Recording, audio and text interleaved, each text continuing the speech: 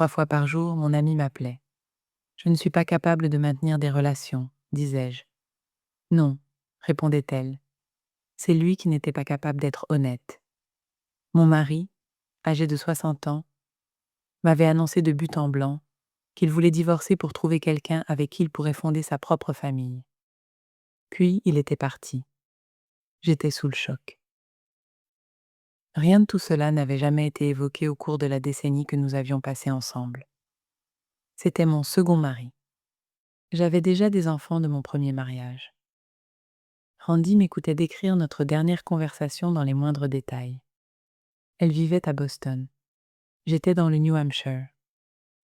C'était notre appel de l'après-midi, et j'entendais une sirène d'ambulance à travers le téléphone. De mon côté, il y avait le bruit d'oiseaux bruyants et insistants en pleine saison des amours. C'était le printemps. Comment ai-je pu ne pas voir son malheur? Demandai-je.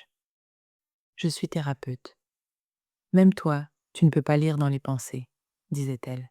C'était un maître dans l'art de se cacher. Randy parle aussi vite que moi, et ses cheveux sont aussi bouclés que les miens. Pendant cette période, elle faisait preuve d'une patience infinie, alors que je racontais les mêmes histoires encore et encore et encore. Tout ce que je voulais, c'était ne voir personne, ne parler à personne. Dans les semaines qui ont suivi le départ de mon mari, le récit immédiat que je me faisais de ma vie était que j'étais indigne d'être aimée. Un vieux conte ancré dans l'enfance, et j'étais stupéfaite par la force avec laquelle il rejaillissait des profondeurs. Si je ne décrochais pas, mon ami rappelait. Nous faisions cela l'une pour l'autre depuis des décennies. Nous nous étions rencontrés quand nos premiers enfants étaient bébés. La plupart de nos pères devenaient des femmes pionnières dans des écoles de médecine ou de droit, ou rejoignaient des équipes de construction. Au lieu de cela, nous avions formé un groupe de sensibilisation. Et les femmes que j'y ai rencontrées sont devenues notre groupe de femmes, qui a continué à se réunir plus de 40 ans plus tard. Nous scrutions nos relations, révélions nos pensées et nos désirs les plus profonds, et chantions en chœur, Parents Are People de Marlo Thomas et Harry Belafonte ou I Am Woman d'Hélène Reddy. Mon ami et moi avons célébré les nouveaux bébés, les amours et les carrières, et nous nous sommes entraidés à travers les pertes. Nous nous tenions l'une à côté de l'autre, soutenant celle qui flanchait. Quand mon frère mourait du sida, elle a organisé les vols, m'a aidé à monter dans un taxi et m'a ramené à la maison alors que je pleurais. Nous nous sommes mutuellement stabilisés lorsque nos enfants menaçaient de s'aventurer sur des terrains dangereux. Nous connaissions les points sensibles et les zones tendres de l'autre et n'avions pas besoin d'y toucher. Elle avait du mal avec la critique. Je détestais qu'on me dise ce que je devrais faire. Alors, quand mon mari, auparavant aimant et attentionné, a soudainement décidé qu'il voulait une vie différente, une vie qui incluait d'avoir ses propres enfants, j'ai essayé de donner un sens à tout cela, tandis que mon ami et moi faisions le tour de l'étang dans le cimetière de Forest Hills à Boston. Je m'inquiétais tout haut qu'il souffre peut-être d'une forme précoce de démence, et que je devais, en vertu de nos vœux de mariage, m'occuper de lui. Randy s'est arrêtée si net que j'ai failli trébucher sur elle. « Tu es folle », a-t-elle dit. Je choisirais beaucoup de mots pour décrire cet homme, mais démence n'en ferait pas partie. Il ne dit rien de cohérent, disais-je. Les changements de comportement sont un symptôme de la démence du lobe frontal. J'ai vérifié. Ça correspond parfaitement. Elle a repris sa marche. Elle n'a pas argumenté davantage. Mais j'imagine que sa langue la brûlait. Je lui ai parlé d'une autre amie qui venait de terminer un livre sur la fin des relations. Il y a toujours des signes, mais les gens y prêtent rarement attention. Avait insisté cette amie, avant d'ajouter précipitamment « Ce n'est pas que ce soit ta faute. » Non, ce n'est pas ta faute, a dit Randy avec assurance et conviction. Asseyons-nous. Après le départ de mon mari, les gens m'ont jugé. Ils insistaient sur le fait qu'ils devaient sûrement me tromper. Qu'est-ce que j'avais raté? N'avions-nous jamais parlé de son désir d'enfant? Comment était notre vie sexuelle? Je comprenais. La perte est une constante, et pourtant une peur immense. Nous voulons tout croire que nous pouvons être immunisés contre la perte si nous faisons tout correctement. L'amour et l'attachement sont un pari. Chaque personne que nous aimons emporte un petit morceau de nuit. Et puis ils sont imprudents, oublient de regarder des deux côtés avant de traverser, boivent trop ou escaladent des falaises. Les gens meurent. Ils cessent d'aimer. Ils partent. Nous portons le deuil. La seule façon d'éviter cette douleur est d'éviter l'amour. Je savais que c'était une façon de vivre trop difficile. Je devais emmener ma voiture au garage. Et l'atelier de réparation proposait un service de navette qui me ramènerait chez moi puis viendrait me rechercher. Vous voyez? Regardez-moi une femme célibataire si indépendante. Le chauffeur était très bavard.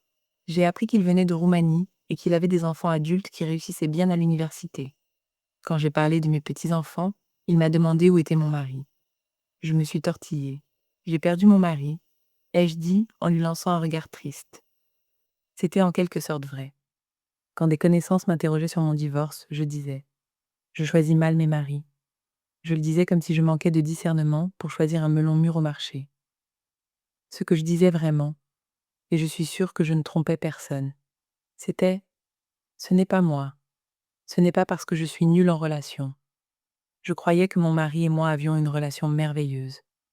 Manifestement, ce n'était pas vrai. Avait-il déjà une nouvelle relation?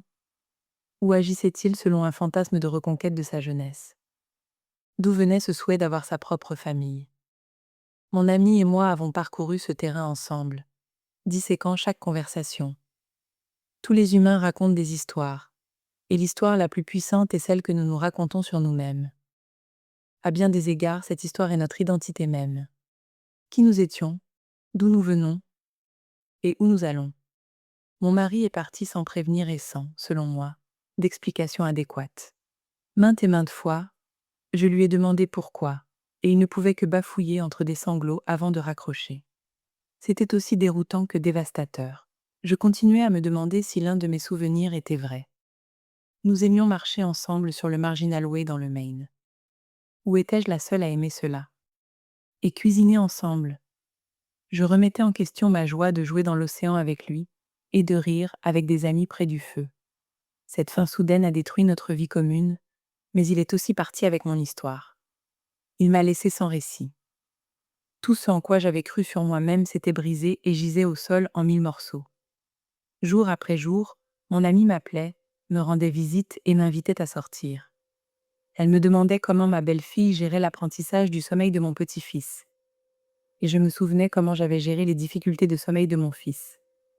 Elle me demandait comment mon patron gérait un employé au travail.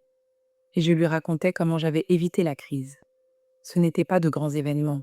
Mais de cette façon, Randy me gardait saine d'esprit en me racontant sans cesse l'histoire de moi-même.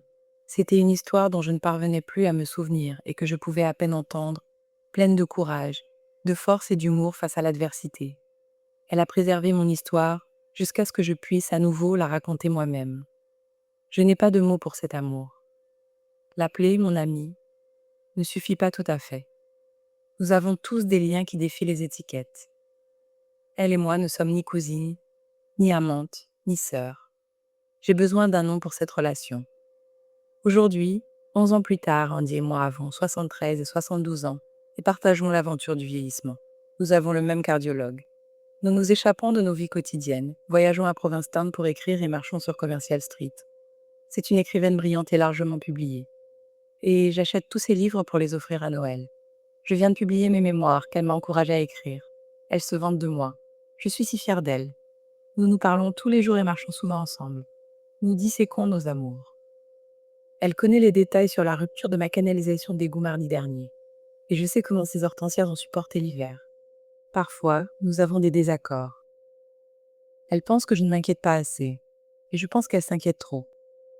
Je ne crois plus que je sois un échec sentimental parce que, après tout, je l'ai aimée si profondément et si bien pendant si longtemps. Elle est la preuve que j'ai des amours durables, ce sont juste mes maris qui ne le sont pas.